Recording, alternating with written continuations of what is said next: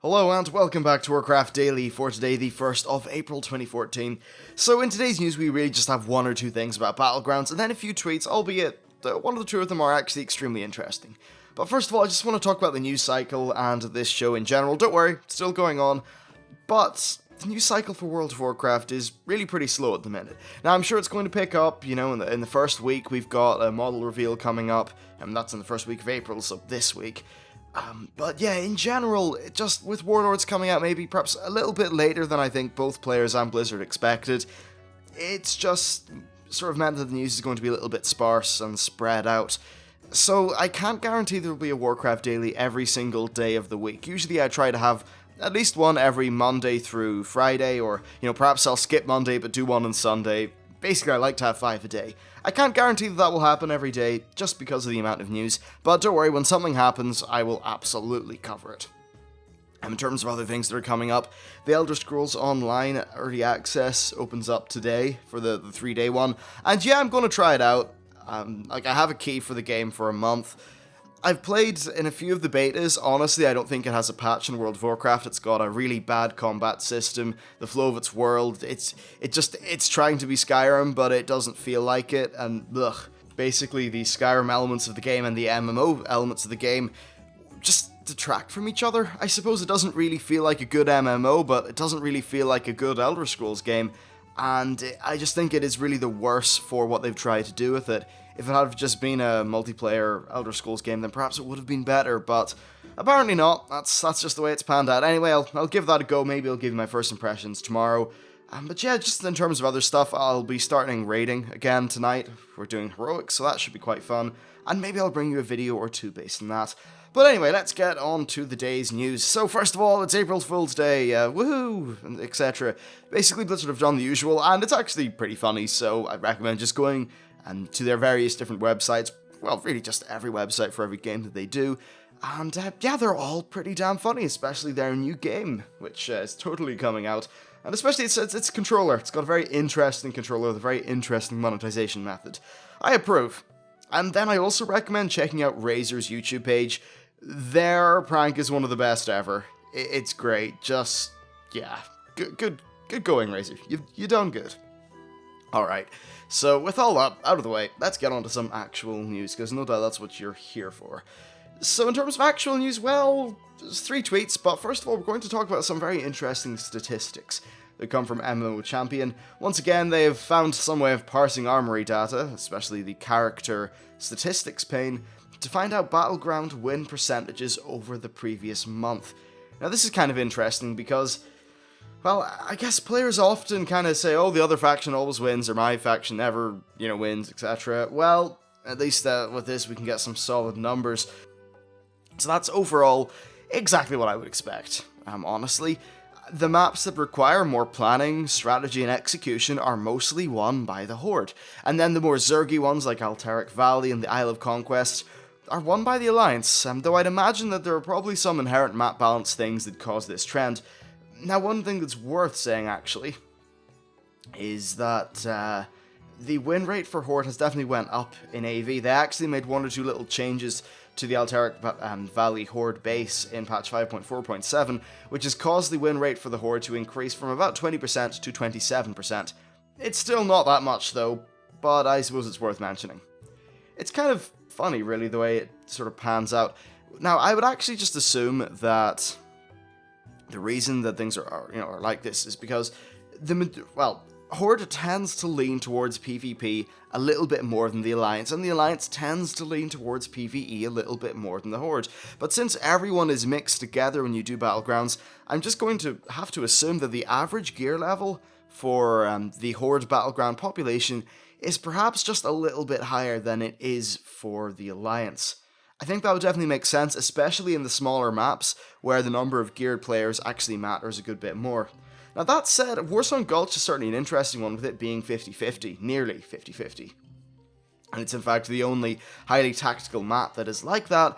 I guess it perhaps, Capture the Flag is just something that people are used to in general, and I think also that a lot of, well, I know I do this anyway, but there's times like if I'm just want to go and run off a battleground, and Warzone Gulch is the call to arms. I'll start spamming Warzone Gulch because it's my favorite battleground, and I think not all of, that's a bit of a broad statement, but many of the more hardcore PvP players that I have talked to over my life have preferred Warzone Gulch. They've said it's been their favorite battleground just because it's simple, it's tactical, and it's just a classic capture the flag.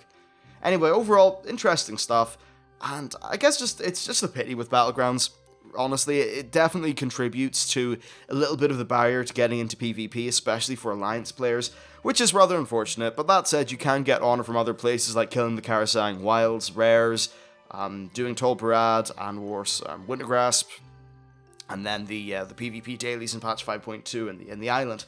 Anyway, so overall, that's pretty much that covered. Let's move on to a few tweets, and then we will round off the show. Apologies for it perhaps clocking in a little bit shorter than you might be used to. So first of all, we have a tweet from Helinka, who said that same faction PvP is completely off the table. Basically, the reason it's off the table is because it's still World of Warcraft, it's still Alliance versus Horde, and they still want to drill that down. Now, if the game were ever to start floundering somehow and only reach, I have 500,000 subscribers, maybe they'd open it up so it could be same faction to increase the sort of overall player base for it. But, nah, right now they don't need to. They just want to preserve Horde versus Alliance. And also, in terms of queue times, I don't know about other people, but on my battle group, usually you're going to get into any battleground you want under a minute, unless you are, say, queuing for Alterac Valley, and that's the only thing you're queuing for. Because sometimes those larger ones just take a little bit longer to fill up. Still though, if I hit I and I hit Q up for a random battleground, I'm going to get one in under a minute, nearly every time. So I'd be interested to see what it's like on your server and battle group. I'm pretty sure that the PvP matchmaking system is not like battle group only, but I'm pretty sure that it prioritizes your battle group, so that might have something to do with queue times, perhaps? I'm not particularly sure. Anyway, the next thing that Helinka said is that he actually doesn't see Battleground blacklisting having much of an effect. If you don't know, by the way, you can blacklist Battlegrounds from your queue. And he said that, in fact, 80% of queues are not blacklisted. They don't contain any blacklisted BGs. So that's definitely kind of interesting to me. Now, personally, I actually blacklist the two Battlegrounds that the Alliance win the most often because I don't enjoy them. But that's fascinating. I would have thought that more people would have been using that blacklist feature. Interesting that it's only about 20% of queues using it. I'm certainly one of those 20%. Alright, so next, we have a tweet from Dave Kosak. He said that they're looking at creating a lot of immersive events with garrisons, but there are no announcements to make yet. Now, that was in response to a tweet from a player who was talking about, basically it was like an Iron Horde attack on your garrison, and basically just little things like that could happen kind of semi-dynamically within the world. So hopefully that's the kind of thing they're planning, hopefully they'll pull it off, and I kind of can't wait to see an announcement on that.